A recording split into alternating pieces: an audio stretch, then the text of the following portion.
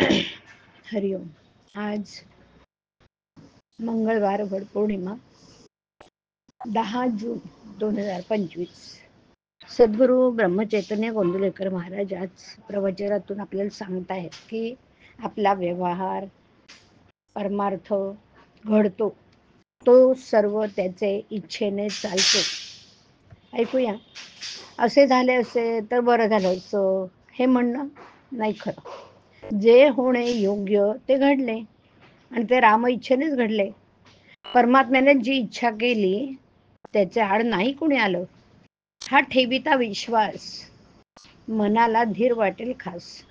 माझे सर्व कर्मांचा गुरुच सूत्रधार, सर्व सत्ता गुरुचे हाती, तेथे न चाले कोणाची गती. आपले जगणे जेथे भगवंताच्या हाती, तेथे बाकीच्या गोष्टींची काय मिती.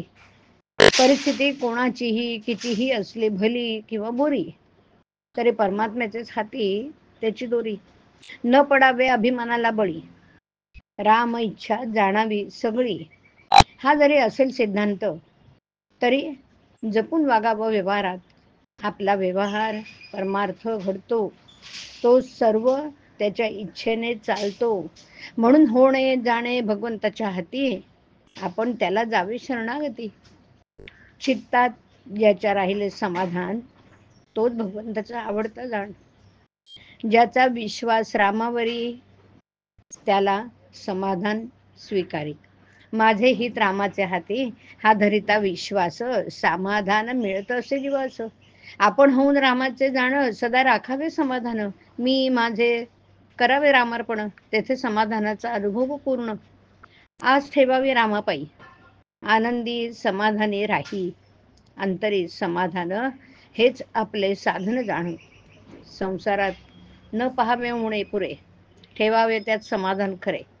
जशी जशी ज्या वेळी जी परिस्थिती, तशी तशी असावी समाधान वृत्ती. ज्या स्थितीत ठेवील राम, त्यात राखावं समाधान. चिंता अहंता ममता कोणी कारणा वाचून, केले छळ कपट अपमान, अथवा बोलिले शब्द बाण, त्यातरचे राखावे समाधान. समाधान देणे नाही दुसऱ्याच्या हाती, ईश्वर कृपेनेच त्याची प्राप्ती. जोवर संशयी झाले मन, तोवर न होई समाधान. विषयास घातले खत जाण, तरी कसे पावावे समाधान. जोवर दृश्याचे भान, तोवर मनी न राहे समाधान.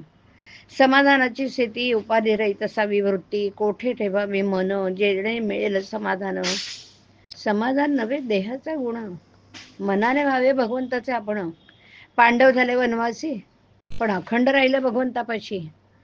पांडव भगवंताचे भक्त झाले, वनवास नाही चुकवता आले.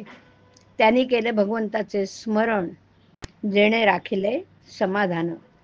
आता झालो मी रामाचा, हा विचार ठेवावा असाचा. ऐसे होऊन राही समाधान तेथेच पाही. सर्व करता राम हे ठेविता चित्ती, समाधान येते त्या परती. हरिओम. हरिओम तत्सत. हरिओम.